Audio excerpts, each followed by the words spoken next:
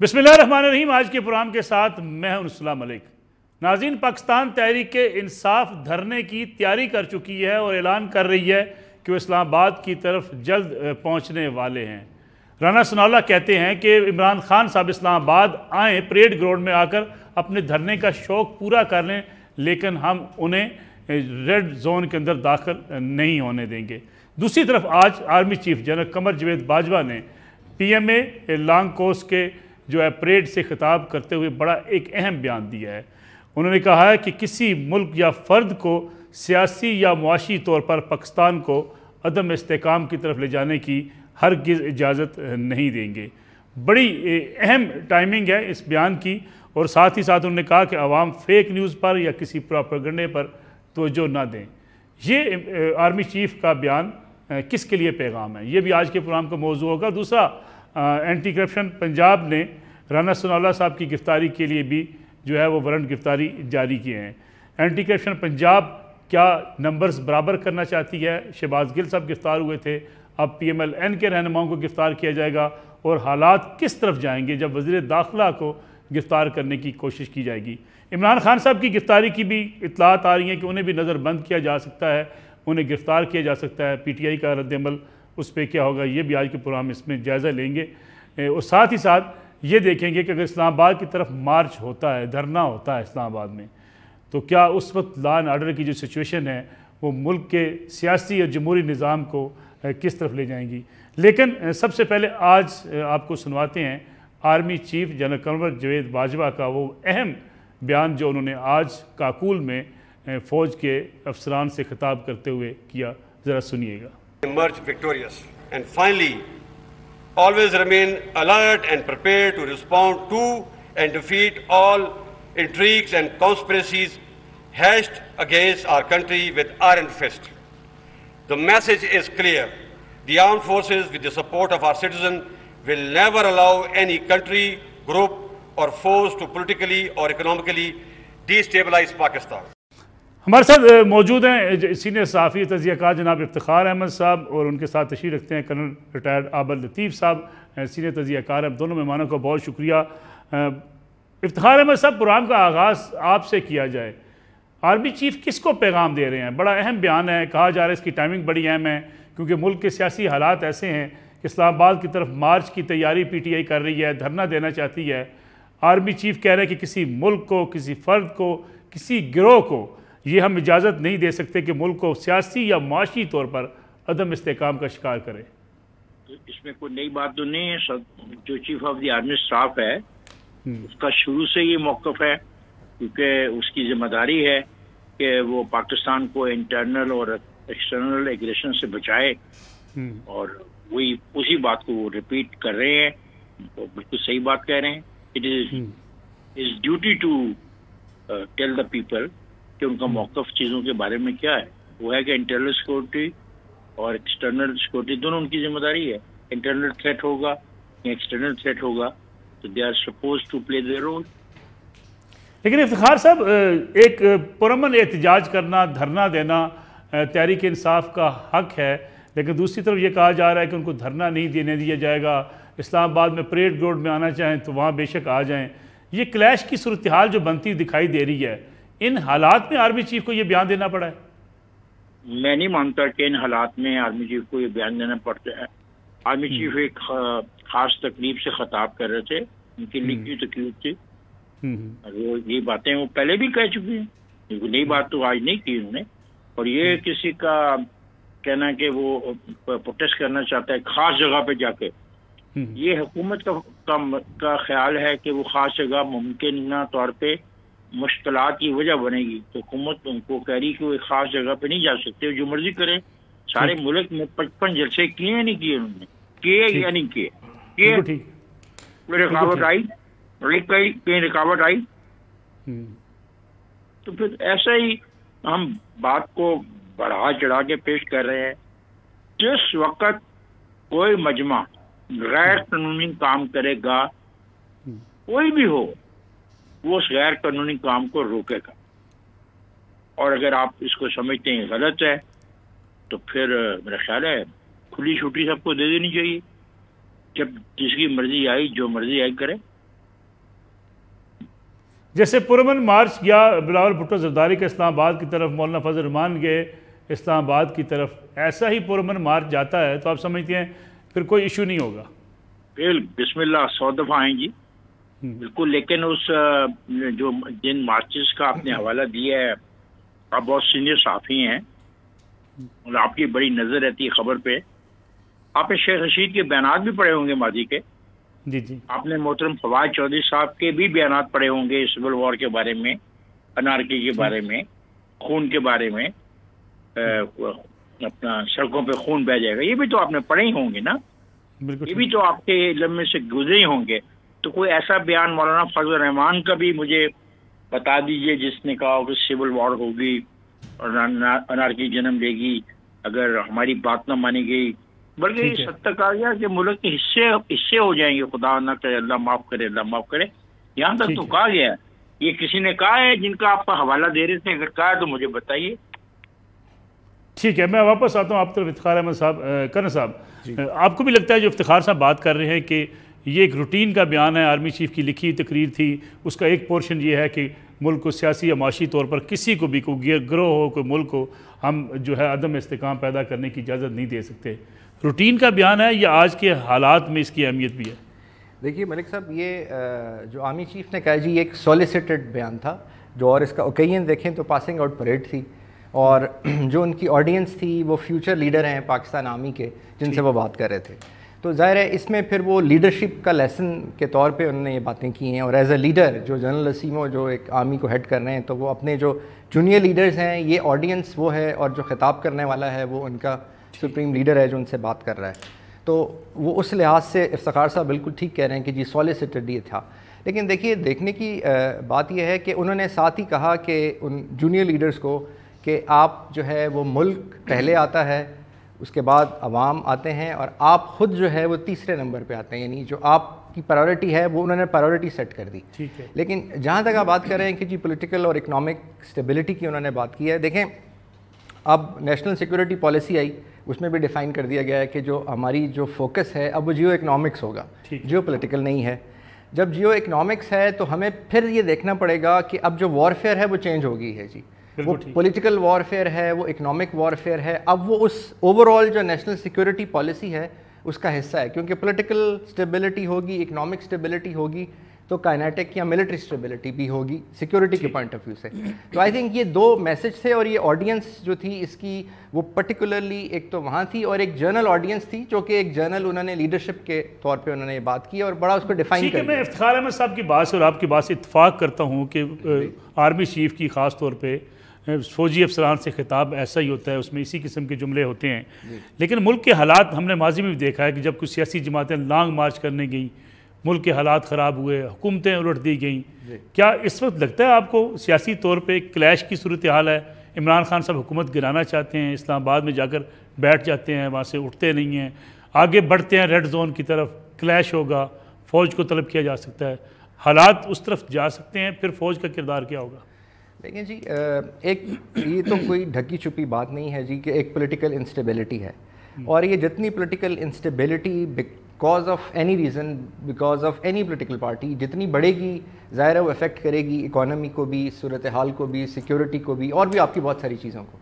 और अब अगर ये और मज़ीद ख़राब होती है जिस सिचुएशन की आप बात कर रहे हैं, तो कॉलिंग द आर्मी या अब जो आपकी जो एक लेवल से अगर क्योस बढ़ जाए तो नेचुरली फिर तो जो एक्सट्रीम स्टेप्स हैं स्टेबिलिटी के लिए वो तो फिर बहुत ज़रूरी हो जाते हैं। अब लेकिन वो प्रोसीजर के मुताबिक जी कॉल की जाती है आर्मी, और वो आई थिंक अब अगर खुदा न खास्ता ऐसा होता है तो तब भी जो डिस्ट्रिक्ट एडमिनिस्ट्रेशन है वो उस पर्टिकुलर उस रीजन के अंदर जहाँ क्योस होता है, जहाँ कोई ऐसा पॉलिटिकल कॉन्ग्रीगेशन होती है जो आउट ऑफ कंट्रोल हो जाती है, तो I think they can call थी। वो तो you know rules of business के अंदर in aid of civil power for the district administration वो सारी चीज़ें वेल डिफाइंड है। आई थिंक वो हो सकता है, लेकिन मेरा नहीं ख्याल कि सिचुएशन उस तक जाएगी जी। लेकिन इमरान खान साहब के पास दो हुकूमतें हैं, पंजाब की हुकूमत है, फिर KP की बड़ी इंपॉर्टेंट, गिलगित बल्तिस्तान या आज़ाद कश्मीर को हम छोड़ भी दें, दोनों जगहों से जुलूस जाते हैं, इस्लामाबाद की तरफ बढ़ते हैं, पुलिस सिक्योरिटी उनके पास होगी, खान साहब के पास सिक्योरिटी होगी। इन हालात में ना खान साहब को रोका जा सकेगा, ना गिरफ्तार करना इतना आसान होगा। जी ये बात तो ठीक है, लेकिन देखिए कि एक अभी जैसे पिछले दिनों प्रेसिडेंट साहब ने भी कहा था कि जी ये वो स्टेज नहीं आनी चाहिए जहाँ पे स्टेबिलिटी इस लेवल पे चली जाए कि जहाँ पे आउट ऑफ कंट्रोल हो जाए। तो आई थिंक वो जो रिकन्सिलिएशन की इन political terms president of Pakistan कह चुके हैं, आई थिंक मुझे लगता है ये है उसके कोई असरात नज़र नहीं आ रहे। जी असरात तो ज़ाहिर है अभी वो क्योंकि उस तरह से बिल्टअप भी नज़र नहीं आ रहा है जी। जब आई थिंक खुदा ना खास्ता वो बिल्टअप होता है तो फिर आई थिंक मेरे ख्याल में तो वो इंटरवेंशन भी होगी जी। कर सब एक छोटी सी ब्रेक ले लें, कमर्शियल ब्रेक लेते हैं, वापस आएंगे।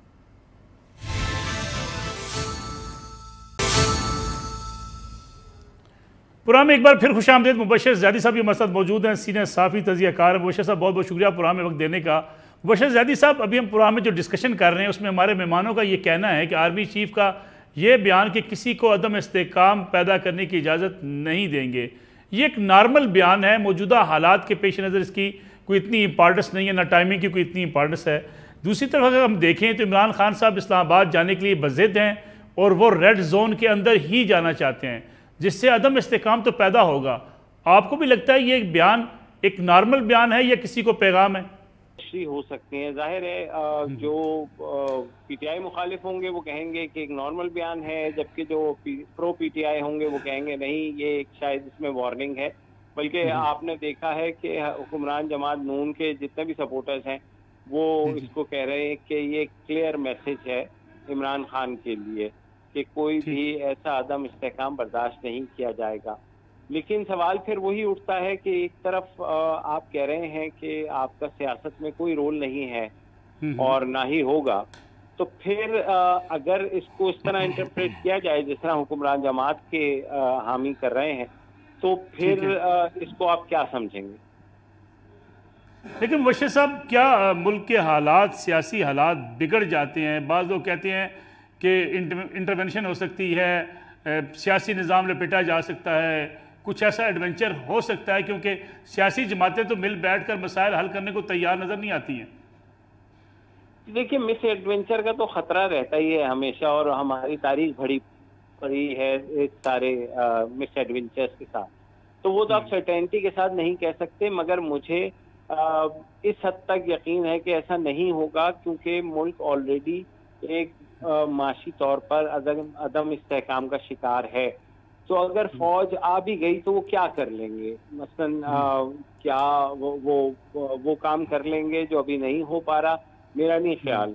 तो वो बेशक जिस तरीके से भी अगर ये मिस एडवेंचर होता है, और हमने माजी में भी देखा है कि हमेशा ये मुल्क के लिए अच्छा साबित नहीं हुआ और कोई कहीं ना कहीं खराबी पैदा हुई है, तो लिहाजा ये कह देना कि मिस एडवेंचर होगा, ये एक दूसरे को डराने के लिए धमकी तो हो सकती है, मगर मेरा नहीं ख्याल कि फौज के या फौज के कमांडर्स या फौज के सरबराह के जहन में ऐसी कोई बात होगी। बहुत बहुत शुक्रिया मुबशर ज़ैदी साहब। इफ्तिखार अहमद साहब, जो आपने बात की थी शेख रशीद साहब के बयानात की, फवाद चौधरी साहब के बयानात की, सिविल वार की, इस्लामाबाद पर चढ़ाई की, उससे आपको भी नहीं लगता कि मुल्क के हालात किसी ऐसी तरफ जा सकते हैं जहाँ जमहूरियत के लिए ख़तरात हों? मेरे दोस्त, आप नौजवान थे और आप पीएनए की तहरीक के हामी थे। वो चली थी मार्च, अप्रैल, मई, जून, 4 महीने। इससे बड़ी न तहरीक चल सकती है न चलाई जा सकती है, ठीक है। उसके नुकसानात में बैंक लूटे गए, बिल्डिंगें जलाई गई, लोग मारे गए, गोलियां चली, रेंजर्स ने फायरिंग की, फौज ने जब इनकार किया, लेकिन फौज ने कुछ मकामात पे फायरिंग भी की। सब कुछ आपने देखा है। अगर देखा नहीं तो किसी न किसी जुलूस में आप शरीक भी थे। क्या हुआ था नतीजा उसका? क्या उससे गुर्बत का खात्मा हो गया था? क्या चीजें, उनके भी महंगाई के खिलाफ था जहाद, उनका भी जहाद था एक तब्दीली के लिए, इस्लामी निज़ाम लाने के लिए, एक इनकलाब बपा करने के लिए। तो आपने देख लिया, उससे बड़ा ना तो जत्था आ सकता है। और दूसरा बात है, आज ये जत्था लेके आएंगे तो कल जो दूसरे बैठे हैं लोग, वो खामोशी से बैठे इंतजार करते रहेंगे। वो भी जाएंगे, वो भी जत्थे तैयार करेंगे, और जिस जगह उनका जत्था तैयार हो जाएगा वो मार्च शुरू कर देंगे। फिर वो इनके जत्थे के मुकाबले में ज्यादा आदमी ला के इनको निकाल के बाहर भेज देंगे। तो अगर जत्थों की सियासत करनी है और धमकी की सियासत चलनी है तो उसका अंजाम अच्छा नहीं होगा। पाकिस्तान बदतरीन इक्तिसादी बहरान में से गुजर रहा है। हमारे 3 करोड़ लोग सैलाब से मुतासर हैं। हमें सोचना चाहिए, सियासत तो होती रहती है। लेकिन इमरान खान साहब तो ये मानने को तैयार नहीं है ना इफ्तिखार साहब, वो कहते हैं कि मैंने इस्लामाबाद जाना ही जाना है। जरूर जाएं, उनको किसने रोका? पहले भी किसी ने नहीं रोका था। पहले भी वो कंटेनर पे गए थे, अकेले दोपहर के वक्त तो अकेले कंटेनर पे टहलते हुए थे, और माशाल्लाह आपके कैमरे उनको 24 घंटे लाइव दिखा रहे थे। तो ठीक है, जाएं। अगर तशद्दुद नहीं होगा, अगर तशद्दुद पे नहीं उभारेंगे किसी को, अगर कानून को अपने हाथ में नहीं लेंगे, और जो फैसले रियासती इदारों के हैं कि कहाँ पे इनको इजाज़त मिलेगी उसका इनको एहतराम करना होगा। ये नहीं हो सकता कि आप रियासती इदारों के फैसलों का एहतराम न करें। कल तो फिर ये जो जजेज हैं हमारे, इनके खिलाफ भी लोगों के दिलों में बहुत नफरत पाई जाती है कि जी लाखों मुकदमात पेंडिंग पड़े हैं, उनका फैसला नहीं होता।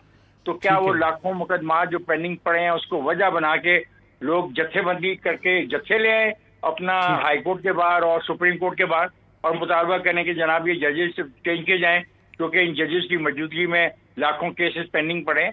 भाईजान, फिर ये एक दफा ये जत्थेबंदी वाली बात मान ली गई ना, तो फिर जत्थों की तैयारी करें, और लोगों के पास भी जत्थे हैं और इनसे मजबूत और ताकतवर जत्थे भी हैं। बिल्कुल ठीक है। अब लतीफ़ साहब, इस्लामाबाद इमरान खान साहब पहुंच गए थे पिछली बार, फिर एकदम वापस चले गए, पार्टी ने तनकीद भी की। क्या अब ऐसा हो सकता है कि खान साहब वहाँ से वापस आ जाएं, रियासती इदारों की बात मान लें? जी, एक तो मैं इस बात से पहले जी मुबशर साहब अभी कह रहे थे कि कोई मिस एडवेंचर अगर हो तो क्या आर्मी जो है, आर्मी चीफ पहले भी जी बहुत दफ़ा क्लियर कर चुके हैं कि आर्मी ए पोलिटिकल है, और मिस एडवेंचर अगर उस मिस एडवेंचर की बात करें खुदा ना खास्ता, उसका तो खैर सवाल ही पैदा नहीं होता। और वो आप जिसकी बात कर रहे थे मेरा ख्याल है मिस एडवेंचर, वो एक आप पोलिटिकल क्योस की बात कर रहे थे कि जो कि एक सिविल अनरेस्ट की तरफ चला जाए, शायद आई थिंक ये कॉन्टेक्स्ट था जी। और सियासी जमातें जब आपस में लड़ पड़ती हैं, कोई मसले का हल नहीं निकालती, मिल बैठने को तैयार नहीं होती, तो ये ऐसा हुआ है माजी के अंदर भी, फौज को टेक ओवर करना पड़ा, आइन मुअत्तल करना पड़ा जी। लेकिन अब वो देखें, वो शायद वो एक हिस्ट्री थी, वो उसकी जो रीजंस थी वो और थी, और उस वक़्त जो उसके हल थे वो भी डिफरेंट थे, शायद उसका उस वक़्त ही हल था। लेकिन अब जो है सूरत हाल बहुत डिफरेंट है। ये 21वीं सदी है, अवेयरनेस है, सोशल मीडिया का टाइम है, सिविल सोसाइटी है, NGOs हैं, और पॉलिटिकल वॉच डॉग्स हैं, इंटरनेशनल वॉच डॉग्स हैं, और प्लस आर्मी की विल है टू बी वेरी स्ट्रेट। कई दफ़ा ISPR के थ्रू रीइटरेट हो चुकी है कि वो ए पोलिटिकल है, किसी भी तरीके से नहीं आना चाहती और ना आएगी। तो आई थिंक अब ये कोई ऐसी खामखा उसको अगर हम ड्रैग ऑन करें तो वो है। जो आपने इमरान खान साहब की बात की थी, देखिए वो तो किसी भी पॉलिटिकल पार्टी का, पॉलिटिकल लीडरशिप का ये राइट है कि वो एजिटेट करे, agitation within the political broad lines, तो वो within the broad line होता है। और अगर वो जैसे पहले भी आए थे और फिर वो वापस चले गए थे, अभी भी आते हैं, और वो मुझे ये तो नहीं पता कि कौन से फैक्टर्स होंगे जिसकी वो बात करेंगे, लेकिन मेरी अपनी इंक्लिनेशन ये है कि जिस फैक्टर की मैं पहले बात कर रहा था कि प्रेसिडेंट साहब और रिकन्सिलिएशन की जो बात कर रहे थे, आई थिंक ऐसा कुछ ज़रूर। लेकिन वो तो सिर्फ ये बात मानने को तैयार भी नहीं है कि परेड ग्राउंड में जाएँ, वहाँ धरना दें, वहाँ से वापस आ जाएँ। हुकूमत ऑफ़र कर रही है उनको। जी, हुकूमत तो ज़ाहिर है ऑफ़र कर रही है, लेकिन वो नेचुरली ये तो फिर अब जब बात होगी और जब वो एक नेगोशिएशंस या रिकन्सिलिएशन की बात होती है तो उसमें आएगा। आई थिंक ये एक जो भी लीडरशिप की अपनी जो एक पॉलिटिकल जो एक मैप होता है, वो तो वही बेहतर बता सकते हैं जी कि वो क्यों ऐसा कर रहे हैं या क्यों पॉलिटिकल ऐसी एक डिस्पेंसेशन कर रहे हैं। लेकिन मेरे ख्याल में ऐसी कोई वो सूरत हाल नहीं होगी कि जो कोई बहुत एक्सट्रीम पे चली जाए। लेकिन आप तो बड़े पुरुमीद हैं इफ्तिखार साहब, आप इतनी पुरुमीद हैं कि कोई आरफ अलवी साहब भी कोई किरदार अदा कर सकते हैं? आरफ अलवी साहब ने किरदार अदा किया है, और उन्हें अपनी सदारत को बचाने के लिए और सदारती ओहदे का एहतराम रखने के लिए ये करना पड़ा, लेकिन दूसरा दोस्त नहीं मानता। अभी सवाल पैदा होता है कि हर जो लाडले को खेलने के लिए चांद नहीं दिया जा सकता। ये एक शख्स के लिए वो जंग लड़ रहा है, और ये जिस शख्स के लिए जंग लड़ रहा है ना, वो नवंबर के महीने में ये उसका दौर ख़त्म हो जाएगा। फिर उसके बाद क्या होगा? क्या अगले इंतखाबात तक ये सड़कों पे रहेंगे? ये अगले इंतखाबात तक सड़कों पे नहीं रह सकते, ये पॉलिटिकली पॉसिबल नहीं है। हम सियासत को देखते रहे हैं, हम सियासी वर्कर खुद भी मैं रहा हूँ और मैं सहाफ़ी भी रहा हूँ। मैंने इस सारी चीज़ को देखा है और समझा है। 55 जलसे किए इन्होंने अप्रैल से लेके अब तक, और कितना पैसा खर्च हुआ और हेलीकॉप्टर को किस तरह इस्तेमाल किया जा रहा है वो आपके सामने है। लेकिन हम इस बहस में जाए बगैर, उलझे बगैर, एक बात बड़ी वाज़ेह तौर पे कहना चाहते हैं, किसी फर्द की खातर सब कुछ दांव पे लगाना मुनासिब नहीं है। एक इलेक्शन जब होंगे, ये 2/3 छोड़ सारी की सारी पार्लियामेंट के मालिक ये बन जाए। He has a right. आज जो ये जज्बाती बातें कर रहे हैं, हम इस बिना पे खौफजदा हैं, इसलिए हमारी संजीदा रिजर्वेशन है। ये बातें, ये फिक्रे हमने नहीं कहे, ये इन्होंने कही हैं। और इन्होंने इनमें से इनके किसी टॉप लीडर ने उसको कंडेम नहीं किया। ठीक है। और ये जो एक साबका पार्टी थी सेकंड वर्ल्ड वॉर से पहले की, उस तरीके से हाथ खड़े करा के हड़प लेने की रवायत जो है वो हमने नहीं बार हौसला कीजिए ना। आप रीजनिंग समझना चाहते हैं तो समझे तो सही ना बात। सुनो सर अफ्तार साहब, वो कह रहे हैं कि 70,000 जेलों में कैपेसिटी है कुल पाकिस्तान की। ये उनके जो रिसर्चर्स हैं, जो 3 सर्विंग जर्नल की जमाने में रहे हैं, अब रिटायर हो गए हैं, उनका सारा जो इंफॉर्मेशन है वो उसको शेयर करते हैं इनके साथ। वो कहते हैं सारे पाकिस्तान में 70,000 जेल में कैपेसिटी है। मेरे तो 2 लाख लोग जेल भरो तहरीक में आना चाहते हैं। तो मैं आपसे पूछ सकता हूँ मोहतरम के 1,30,000 लोग जो जेल भरो तहरीक में आएंगे, क्या वो जेलों के बाहर बैठ जाएंगे, टेंट लगाएंगे? क्या होगा? ये क्या हो रहा है यार? What is going on? ठीक है, अरे रियासत है ये, क्या है ये? मतलब अगर तुम पॉपुलर हो, अगर तुम ताकतवर हो, तुम एक अच्छे एंकर हो, तो डज नॉट मीन कि तुम उसका मिस यूज करना शुरू कर दो और तुम पूरे अदारे के बाकी एंकरों को भाग जाओ। मैं ही काफी हूँ, मैं ही काफी हूँ, मैं ही सारे प्रोग्राम मैनेज कर लूंगा, हर चीज मैं ही मैनेज कर सकता हूँ। नहीं भाई, ऐसा नहीं होता। You have right for your political approach. और बड़े मजे की बात है, 4.25 साल जो कौम के साथ किया, एक लफ्ज भी नहीं बोल रहा, और आने वाली कल को भी सिर्फ एक ही चीज मांगता है कि मुझे लाने दो, मुझे आने दो, मुझे फैसले करने दो। और इलेक्शन कमीशन को जितनी गालियां ये शख्स कल भी दे रहा है और आज भी दे रहा है, वो मेरा ख्याल है आपकी नजर से अगर नहीं गुजर रही तो मुझे अफसोस है। वो भी पढ़ लीजिए, है और कॉन्स्टिट्यूशनल अदारा है, वो कॉन्स्टिट्यूशनल अदारा है। इफ्तिखार अहमद साहब, बहुत बहुत शुक्रिया आपका प्रोग्राम में वक्त देने का। कर्नल आबिद लतीफ़ साहब हमारे साथ मौजूद थे। नाज़रीन, एक ब्रेक का वक्त हुआ है, ब्रेक से वापस आएंगे, बात करेंगे राना सनाउल्लाह वज़ीर दाखिला के बिला ज़मानत वारंट गिरफ्तारी जारी हो चुके हैं, अब होगा क्या? हमारे साथ मौजूद होंगे हमारे खुसूसी नुमाइंदे जनाब वकास गौरी साहब, एक ब्रेक के बाद।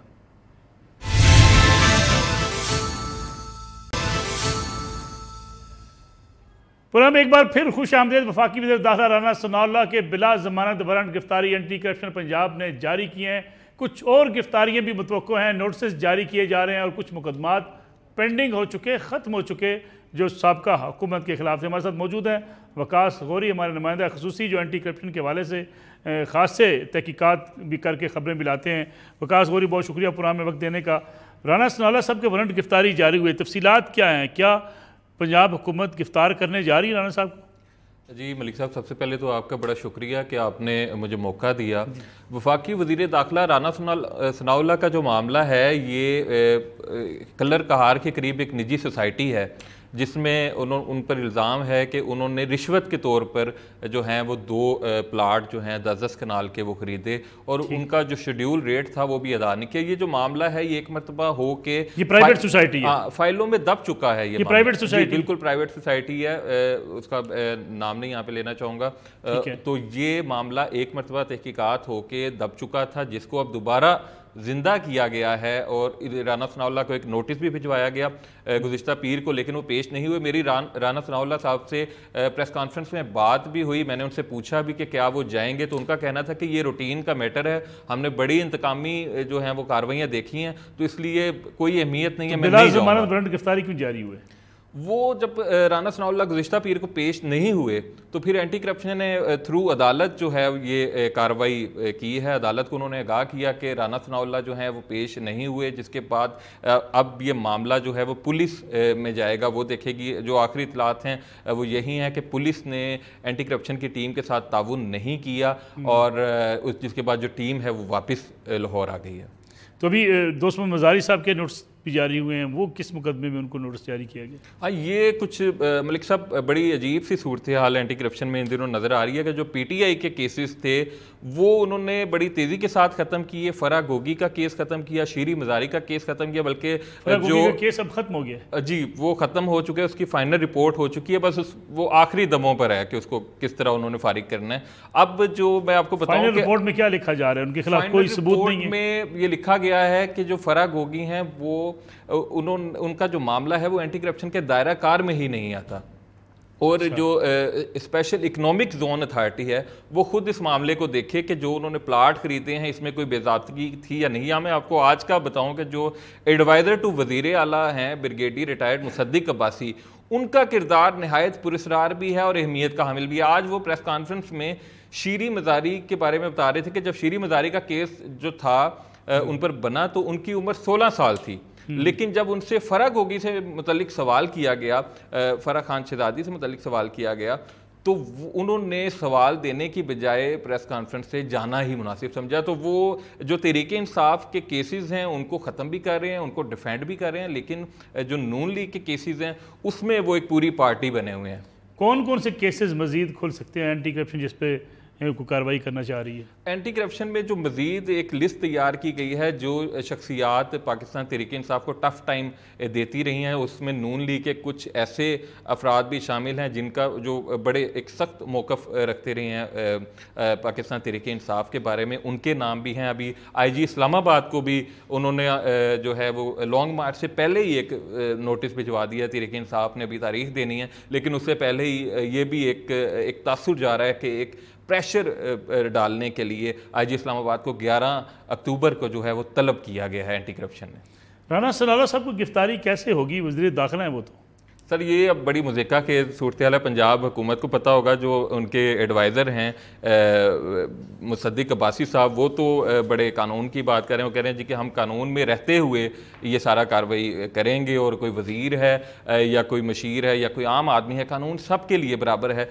तो वो उनका कहना ये है कि वो अदालत के थ्रू अब इसको वो तौहीन अदालत की तरफ मामले को लेके जाएंगे कि अदालती हुक्म के बावजूद पुलिस ने ताउन नहीं किया तो फिर अदालत मजीद इस पर देखे कि वो क्या कार्रवाई। जब पहले तहकीकात हुई थी तो इस मुकदमे पर फाइंडिंग्स क्या आई थी राना सनाउल्लाह साहब के हवाले से? अच्छा, राना सनाउल्लाह का जो मामला है वो एक केस आपको याद होगा, शेख रशीद साहब का भी एंटी करप्शन में आया था। तो एंटी करप्शन में जो शेख रशीद साहब का केस है और राना सनाउल्लाह साहब का केस है, इन दोनों में बड़ी जो है वो ममासलत पाई जाती है कि राना सनाउल्लाह पर भी वही इल्ज़ाम था कि शेड्यूल रेट से उन्होंने कम अदायगी की, और शेख रशीद साहब पर भी यही इल्ज़ाम था कि उन्होंने जब एक प्रॉपर्टी का लेन देन किया तो उसकी जो कीमत है, जो सरकारी फ़ीस बनती है, वो अदा नहीं की।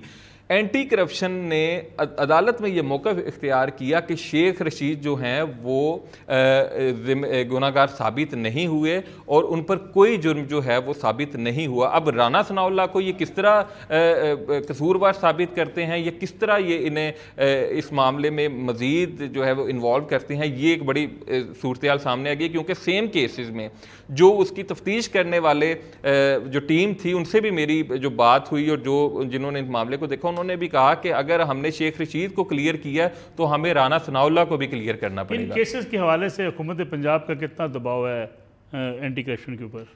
सर इन केसेस के हवाले से मलिक साहब, एंटी करप्शन में अगर देखा जाए तो ये एक अजीब सूरत हाल ये भी है कि जो मुसद्दिक अब्बासी साहब हैं तो वो वज़ीर आला पंजाब के एडवाइज़र, लेकिन उन्होंने एंटी करप्शन डायरेक्टरेट में एक स्पेशल कमरा उनके लिए है, और वहीं से ये तासुर उभरता है कि वो सारे इंतज़ामात वही देख रहे हैं, केसेस के सारे मामला वही देख रहे हैं, नोटिस भी वही करवा रहे हैं। DG एंटी करप्शन जो नए आए हैं नदीम सरवर साहब, वो एक प्रोफेशनल DG हैं, लेकिन मुझे ऐसा ये महसूस होता है कि कहीं ना कहीं उन्हें जो है वो इन कामों से दूर रखा जा रहा है और जो फैसले हैं वो कहीं और से मुसल्लत होकर आ रहे हैं। लेकिन अगर DG की अप्रूवल नहीं होगी तो ऐसे मुकदमात भी मुस्तकबिल में या अदालती सतह पे हैसियत क्या रहेगी? सर यही हमारी बदकिस्मती है कि हम अपनी सियासी दुश्मनी में हम इतना आगे निकल जाते हैं कि हम अपने इदारों को तबाह करने पे आ जाते हैं। तो एंटी करप्शन के साथ भी यही हो रहा है कि सबको पता है कि ये इंतकामी कार्रवाइयाँ हैं, ये